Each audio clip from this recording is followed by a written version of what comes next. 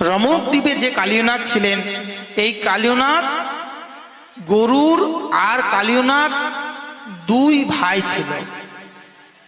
কেমন ভাই বলেন? যে গরুর ছিলেন হচ্ছে বিনতার পুত্র, আর কালীয়নাগ ছিল সাক্ষাৎ এই কদ্রুর পুত্র।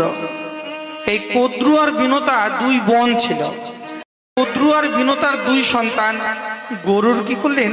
যে গরুর ধরে ধরে সাপ খেতে শুরু করলেন। সর্পকুল যখন কম হয়ে যেতে থাকলো, তখন কি হলো? সমস্ত সর্পকুল গিয়ে ব্রহ্মার কাছে গিয়ে বিচার দিলেন, হে পিতামহ, আমাদেরকে এইভাবে সাপ ধরে ধরে খাচ্ছেন। গরুরকে ফোন করলেন, ডেকে নিয়ে আসলেন, এদিকে আসো গরুর। বলে কি ভগবান? বলে তুমি এইভাবে সাপ খেতে পারবে না। তাহলে কিভাবে সাপ খাবো? বলে আমাবস্যায় প্রতি একটা করে খাবে। বলে যদি না দেয় তখন তুমি খাবে। তাই কালীয়নাগ তিনি চিন্তা করলেন, আমি এত বড় শক্তিশালী, আমি কেন সাপ খেতে দেব? আমি গরুরকে পাখিকে দেব না। তাই দুই ভাই ভাইয়ের মধ্যে একেবারে লড়াই লেগে গেল।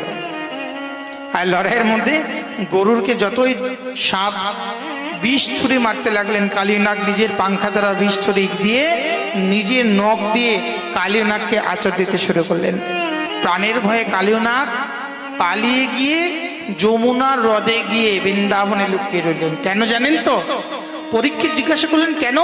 সুখদেব গোস্বামী পাদ বললেন, রমণক দ্বীপ থেকে কালীয়নাগ যমুনায় বৃন্দাবনে পালিয়েছিলেন এই জন্য যে সেখানে সৌবরী ঋষি তপস্যা করতেন।